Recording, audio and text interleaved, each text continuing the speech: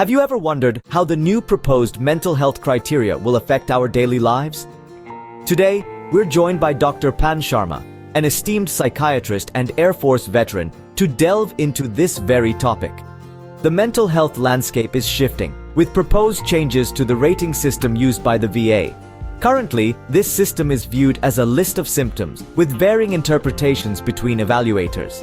However, the proposed changes aim to bring a more organized, almost Excel-like structure to the rating process, making it, theoretically, more objective.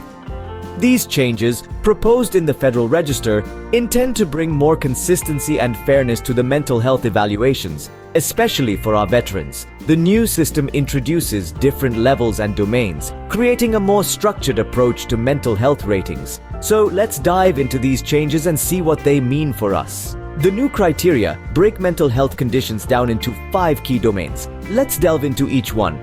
Firstly, we have cognition. This domain encompasses memory, concentration, attention, and goal setting. Imagine struggling to absorb information, having to read something multiple times to understand it, or finding it difficult to articulate your thoughts.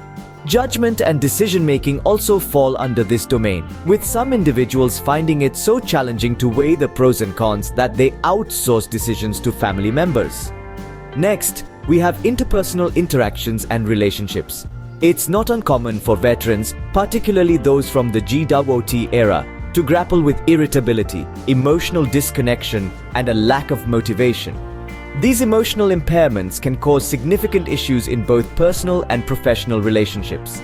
The third domain is task completion and life activities. This refers to everyday tasks, such as mowing the lawn, doing the dishes, and managing responsibilities at work or school. Veterans might need extra time or support to complete these tasks, which can affect their overall functioning. Navigating environments is the fourth domain. This can be particularly challenging for veterans who feel panic in crowded spaces, leading them to avoid certain situations. Spatial disorientation while driving or using public transportation also falls under this category. The final domain is self-care, which includes personal hygiene and dressing appropriately. Some veterans might struggle with these basic self-care tasks due to a lack of motivation, which can in turn affect their relationships and daily functioning. These domains cover a wide range of mental health symptoms and how they can affect daily life.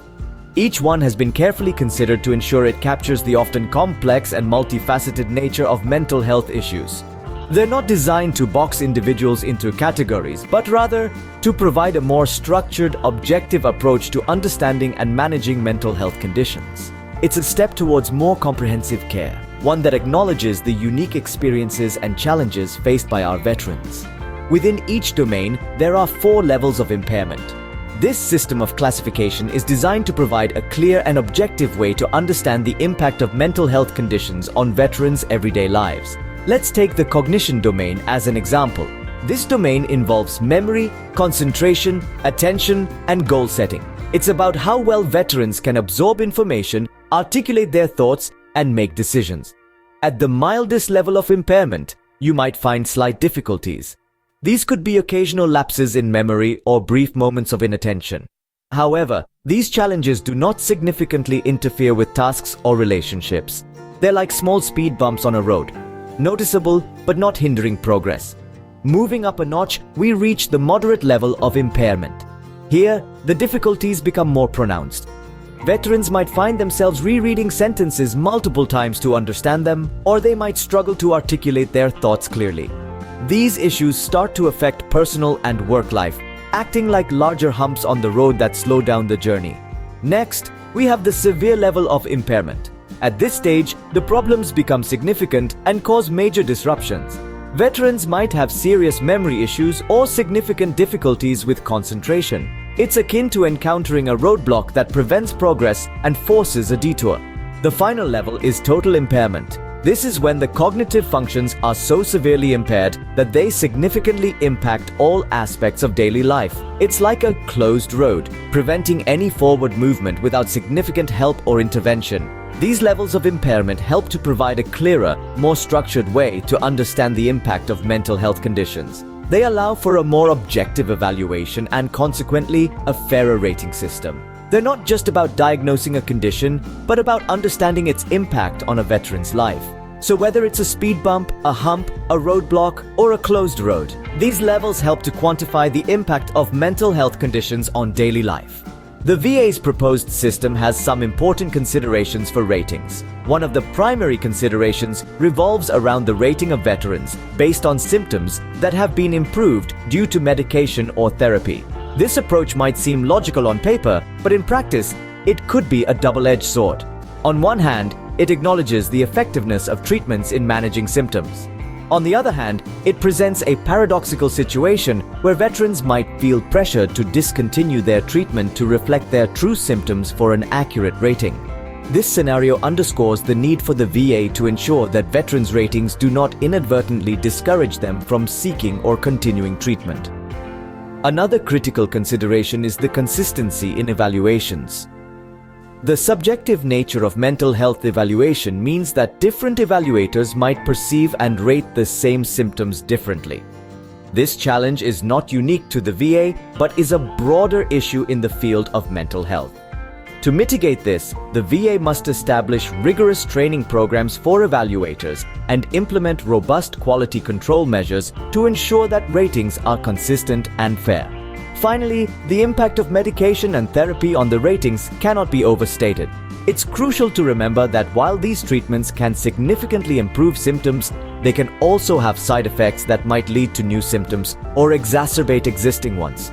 This can further complicate the evaluation and rating process.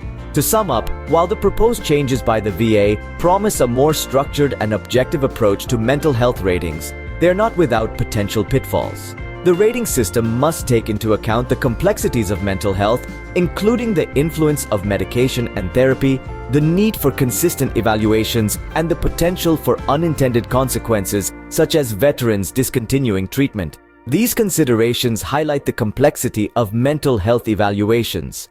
Overall, the proposed changes aim for more organization and objectivity in mental health ratings.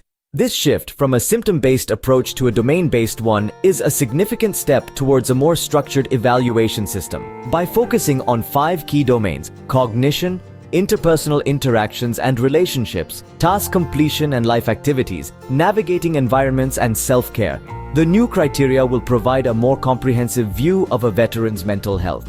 The levels of impairment within each domain, ranging from mild to total, further refine the process, allowing for a more precise evaluation. However, the effectiveness of these changes will not only depend on the structure, but also on the consistency and comprehensiveness of the assessments. One area of concern is the potential for veterans to discontinue their treatments to ensure their symptoms are accurately reflected in the ratings. The subjective nature of mental health evaluation means that all factors, including the impacts of medication and therapy, must be carefully considered to ensure fair ratings. To help veterans navigate these changes and better manage their mental health, Dr. Pan Sharma, a board-certified psychiatrist and Air Force veteran, offers a course. This course delves into post-traumatic stress disorder, anxiety, and depression, providing valuable insights and strategies for improvement. It is designed to help veterans understand their conditions and find purpose in life, contributing to better overall mental health management. The proposed changes to the mental health criteria are a step towards a more objective and organized system. However, it is essential to remember that the effectiveness of these changes will depend on thorough evaluations and careful consideration of all factors. The journey towards improved mental health is ongoing, and ongoing education and discussion are crucial. As we continue to explore important topics like this, we invite you to join us. As always, remember to like and subscribe for more in-depth discussions on important topics like this.